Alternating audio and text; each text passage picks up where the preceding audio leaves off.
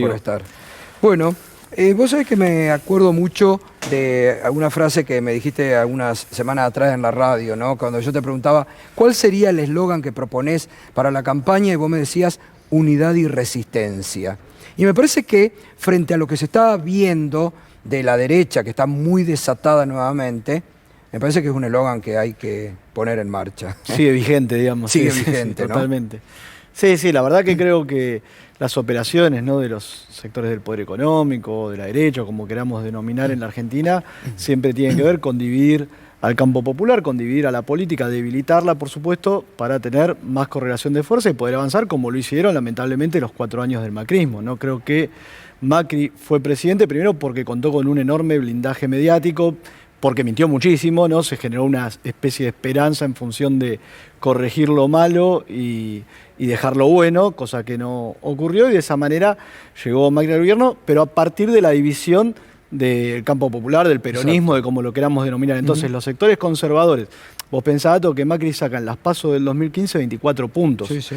Va a 31 sumando a Carrió y a Sanz, y después llega a 34 en las generales, ganó por un punto y gobernó como si hubiera ganado por 30, ¿no? O sea, saqueó la Argentina y hizo el desastre que todos conocimos. Entonces, me parece que es clave consolidar la unidad y estar preparado para resistir los embates de una derecha y de una oposición que no escatima y que no es la oposición política sola, ¿no? Porque yo siempre digo, ellos son oficialismo en términos fácticos, porque en términos mediáticos son oficialismo, en términos judiciales son oficialismo y circunstancialmente son oposición a nivel nacional. En el caso nuestro en la provincia de Buenos Aires, bueno, son oficialismo en la ciudad. Sí, no, eso es muy interesante lo que vos decís, porque el poder real de la Argentina está detrás de ellos, ¿no? Y busca, digamos, imponer o poner palos en la rueda en todo lo... Bueno, está ocurriendo con la justicia y con algunas decisiones que toma el gobierno, ¿no? Totalmente. Hay que preguntarse, ¿hubiera existido un gobierno de Macri sin Mañeto?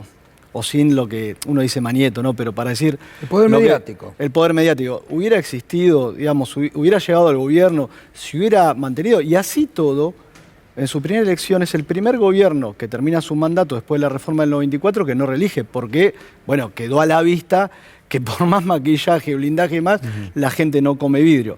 Y me parece que como oposición tienen las mismas artimañas. Mentir permanentemente, amplificar esas mentiras y, por supuesto, generarnos contradicciones a nosotros. Por eso yo siempre digo, no entremos en las psicopatías de Mañeto, que quiere poner al peronismo o las fuerzas, al Frente de Todo en este caso, siempre en tensión interna permanente. Bueno, pero hay muchos que caen en eso, ¿no? Hay muchos sectores internos, que digo yo, el fuego amigo, que parecen ceder frente al juego permanente de este poder real para dividir, ¿no? Es lo que están buscando y lo que han buscado, ¿no? Totalmente, pero bueno, el otro día en el acto del Frente de Todos en el Estadio Único de La Plata, todos los oradores fueron muy claros respecto a cuáles son las coincidencias de base y después sí que pueden existir matices porque la reunificación de ese bloque que generó el Frente de Todos, por supuesto, tenía que ver con un proceso de división previo, pero todos entendiendo que la división nos llevó a la derrota y que no podemos volver a vivir ese tipo de situaciones en la Argentina. Ahora, Andrés, yo lo que por ahí no estoy un poco de desacuerdo esta mañana, bueno, vos me escuchás toda la mañana en la radio, lo decía en la radio, ¿no ha llegado el momento también que en la campaña ustedes expresen, digan, anoche lo decía el doctor Ubeira acá, referido por ejemplo a la justicia, que es otro de los problemas graves que tiene en este momento la Argentina, y que porque la oposición se opone no se puede reformar? Pero digo, en esta campaña, ¿no sería bueno que ustedes tomen como caballito de batalla y le digan a la gente, mire, necesitamos poder político, entre otras cosas, más diputados, para cambiar esta justicia que no quiere cambiar nada?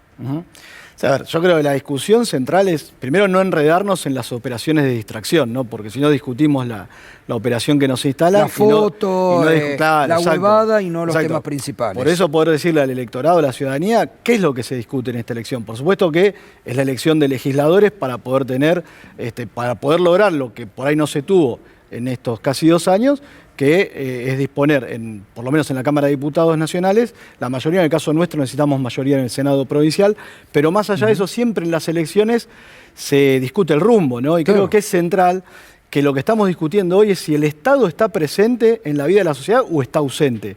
Si el Estado defiende a los sectores que más lo necesitan o defiende a los poderosos. Es decir, si el Estado se ocupa de los humildes, de los pobres, de los trabajadores, de los comerciantes, de las pymes, inclusive de los sectores empresariales, ¿no? Porque lo que vimos en los 4 años fue que también hubo una tensión porque Macri gobernó para su grupito de amigos. Totalmente. También hubo una tensión con los grandes empresarios de la los Argentina. grandes empresarios están enojados con Macri. Exactamente. Entonces me parece que lo central es esto, es qué rol tiene el Estado en la vida de la sociedad argentina. Y a partir de eso, bueno, dentro de esa discusión más grande, podemos ir expresando los matices. Claro.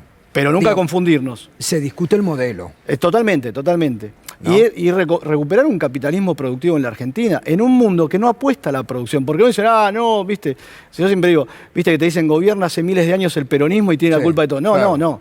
Acá la tendencia hegemónica a nivel mundial es la hegemonía del neoliberalismo, digamos, del sistema financiero. Hace casi 50 años que el neoliberalismo gobierna el planeta Tierra. Entonces los gobiernos tienen que tener políticas autónomas y animarse a seguir un camino propio y no seguir los mandatos que le quieren imponer desde afuera. Ahora, vos fíjate que yo creo que la derecha, y sobre todo en la Argentina, es mucho más disciplinada que, por ejemplo, que ustedes. Me da la impresión. Somos más ¿no? discutidores porque tenemos... Bueno, pero eso en algún momento lleva, fíjate que hoy lo debatíamos también en la radio, a que muchos digan, estoy decepcionado, no voy a ir a votar. Y ellos instalan cualquier tema, se pueden estar divididos, pero se unifican, van para el frente con mentiras, sin ponerse colorados.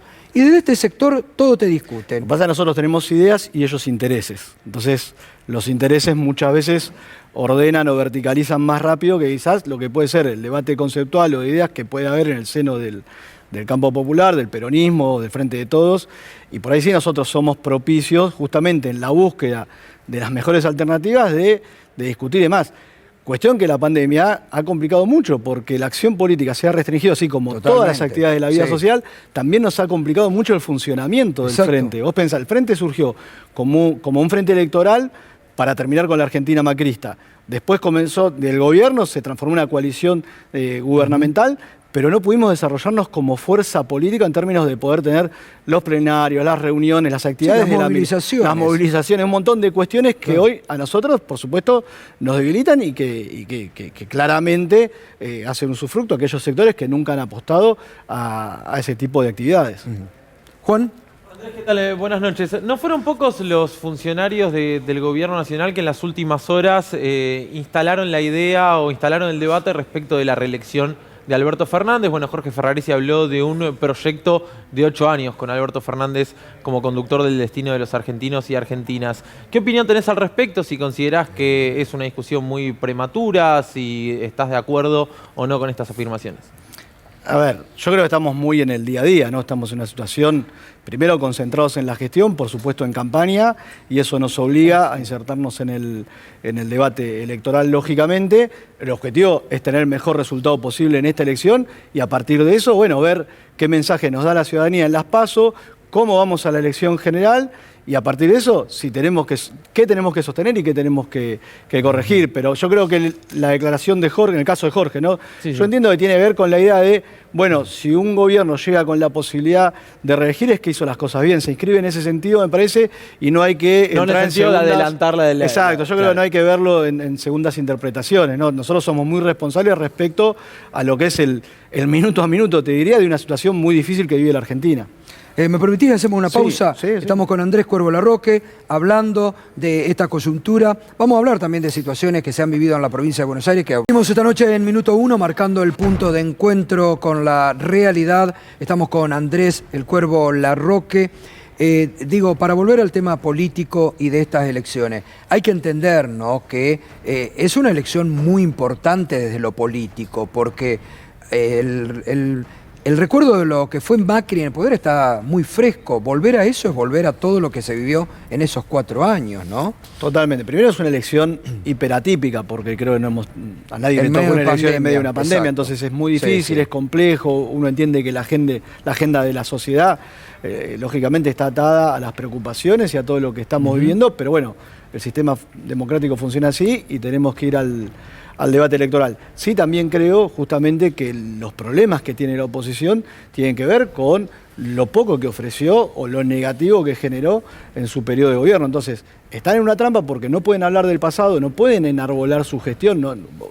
Veamos las declaraciones no quieren de hablar. Los dirigentes opositores, no hablan de su gestión. Hablar. Entonces, también tampoco ofrecen futuro porque no te pueden prometer, no son la novedad de los globitos de la revolución de la alegría, perdón, y demás. Entonces, están en una situación complicada y bueno, como te decía antes, siempre ayudados por un sistema mediático que va disimulando, maquillando esas debilidades. Y con un elemento que tal vez no se ha vivido en la política argentina en los últimos años, que es el odio, ¿no? Porque ellos usan mucho el odio y la mentira a favor de ellos, ¿no? Totalmente, bueno, y con un sistema dividido o escalonado, ¿no? Los halcones, las palomas, bueno, como se quieran denominar. Pero después están todos juntos. Pero después están todos juntos finalmente y además esa línea coordinada con el dispositivo mediático, es decir, el sistema de boicot.